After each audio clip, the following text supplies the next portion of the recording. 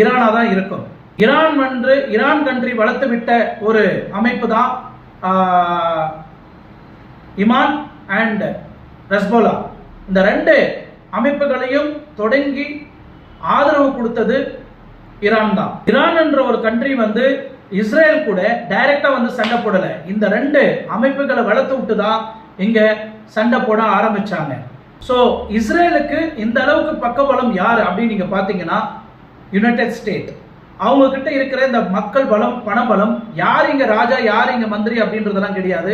அங்க பணபலம் அதிகமா செயல்படுது. அவங்க கிட்ட யுனைடெட் ஸ்டேட் எந்த அளவுக்கு சப்போர்ட் பண்ணிட்டு இருக்கிறாங்களோ அந்த அளவுக்கு இவங்களுக்கு பலம் அதிகமாயிட்டு இருக்கு. அதனாலதான் இந்த அளவுக்கு தாக்குதல் ஏற்படுத்தி இருக்கிறாங்க.